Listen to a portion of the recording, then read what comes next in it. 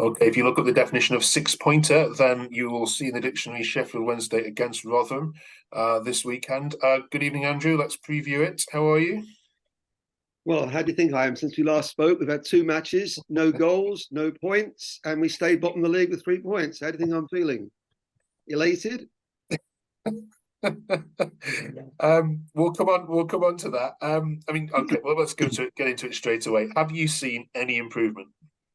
Well, what I will say is that obviously we've got Danny Rowell as manager. Who we're going to need for the whole of the season is Harry Houdini, really. But in Danny Rowell's, sort of praise for him, the fans have taken to him. Actually, first of all, we've seen more commitment.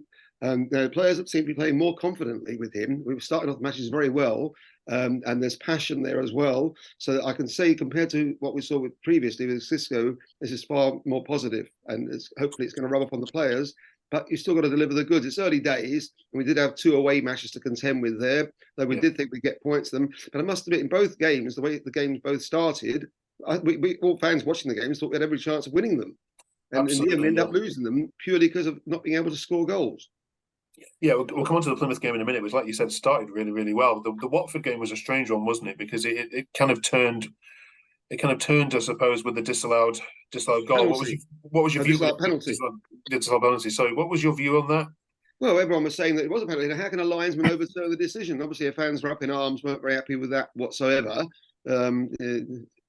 I'd say that was crucial at that time because we've gone 1-0 up. It's what we need. We need that confidence booster. We need that lead. We need that goal somewhere, from anywhere. But it didn't happen. And then, of course, typically again, and it's happened even in the days when Cisco was manager, we lose the game very late on. I think it's about the fourth or fifth time we've lost a match inside the last sort of 8 or 9 minutes, and it's just annoying when that happens because you think, well, yeah, is that fitness? Is that fitness, concentration, or just a lack of confidence running through the team, or a combination? Well, I think it's just it took a good goal to beat us. Like some people saying, perhaps the goal he would have saved it, but the guy cut inside and he shot well, and keepers couldn't quite get to it. Though Cameron Dawson did keep his place for the game at Plymouth. So even though Vasquez, actually, in fairness, is probably the best player that we've had brought in from Spain by the previous manager. So some people have been a bit surprised he was replaced by Dawson. But Dawson was a good goalkeeper last season. Of course, he was in goal when we were having that great run.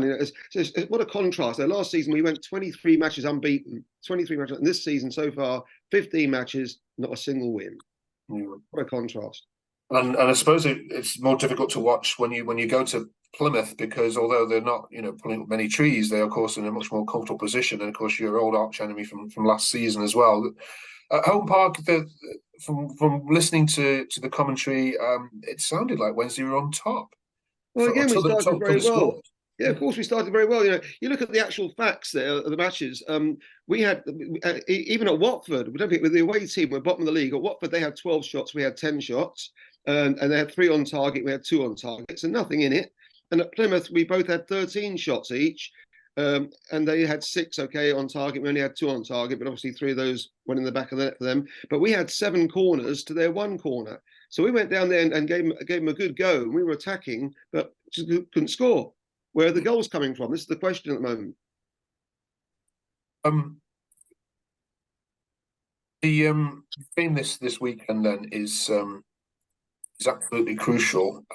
What changes do you make to the side that you've seen starting the Watford and Plymouth games, if any? Well, I'm hopeful. Obviously, we've tried the Patterson and Windass up front, and then this weekend just gone, we had Gregory and Windass up front. Now, Windass is capable of scoring goals. He went close with a header just over the bar. If that had gone in, it could have been a different story as well at Plymouth. And also, there was a dubious free kick, which gave them their first goal anyway. But then schoolboy errors for the last couple of goals. We need to cut out the schoolboy errors for sure at the back. Some ridiculous defensive mistakes, but we just got to find the way of scoring goals. I was there going back a long time, 1979-80, probably before our Rotherham fan was born, when Wednesday thrashed Rotherham 5-0 at Hillsborough, and a guy called Andy McCulloch scored a hat-trick for us, and Terry Curran was scoring. And how we could those sort of players, finishers in our team right now. But for Rotherham, for them, and it's really frustrating, they got their win against Coventry. They've now found their sort of mettle just before they play us, and their tails will be up. I was hoping they'd lose again, so at least they'd be in the same boat as us, really. But now they've got a bit of confidence. But for them, again, this is their Yorkshire Cup final. Let's face it, they go to Hillsborough. No disrespect to Rotherham, but they know this Wednesday are massive. Rotherham, by comparison, our small fry. It's like, if you like, it's a bit like comparing Arsenal with Leyton Orient in London. That says historically, fan base wise, stadium wise, we all know it. I'm not sort of like rubbing salt in Rotherham's wounds, because they come to Hillsborough, and trust me, they treat it as a cup final. They've won at our ground, and deservedly so a few times. So they're going to raise their game, but now we've actually got to raise our game, even though we're at home. And strangely enough, the bookmakers actually make us 11-10 on favourites to win this match. Don't know where they get that from. Do they realise we haven't won all season? Yeah, they've not been watching the last 13 games. All right, Andrew, pause there. We will bring in Reece and get his thoughts on what you've just said in a second. Thank you very much. Wait there. Yeah. Okay, Reece, how do you respond then to Andrew claiming that this is your this is your cup final? Disagree? Well, I think obviously because it's just one of them where it's always, because it's been rival teams for so long. You know what I mean? It's just, I think they're just trying to grip at straws in the moment with the low points that they've got. You know what I mean? So we've come back fighting. We've got the points that we can prove we can play that well. It's just to prove that they need to do what they need to do, which we don't think they can. So. Yeah, I mean, is it a case that when the fixtures come out in June, do Rotherham fans look for this fixture, or is it Leeds, or what's the fixture you look for first? I mean, to be fair, it's, any South Yorkshire team is always good to play against. I'd say. I think Sheffield Wednesday has always been that rivalry of the Blues versus the Reds type thing. You know what I mean? So it's as long as it's not a red blue colour for us, we're happy to play quite happily against them. But it'll be definitely a gritty game, I think. Obviously, we know that Wednesdays are desperate for them points. So, but if Rotherham play as well as we are doing, I don't think we're going to have much of a problem. All right. It's going to be noisy, isn't it, Hillsborough, when this game comes around, Andrew? I mean, crikey, the following to Plymouth on a midweek game was, again, just credit to your fans. I mean, amazing. Always had a mass following, as our Rotherham friend there knows.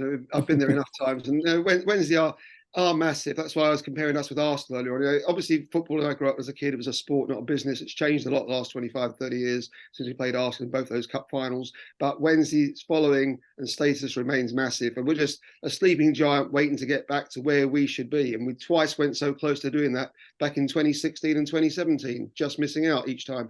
But no, we've now got to avoid going down to that third tier, but it is going to be Houdini type escape of this situation. I've got to admire Danny Rod who can do it. When you think, you just look back at how quick you can amass points. Just 6 games ago, we were joint bottom with a team called Middlesbrough.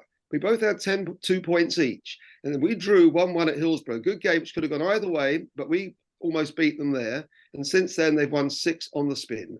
18 points, thank you very much. Up there near the top of the table, thinking about playoffs themselves. That's all it takes. Say it's an easy phrase to say, that's all it takes. But you start a winning streak off, and then away you go. Yeah, especially the championship is so bunched up in the middle, isn't it? Yeah, so say 4 wins and you're heading playoffs. Okay, let's get some predictions then. Andrew, we'll come to you first as the home side. Sheffield Wednesday against Rotherham. What are you going with?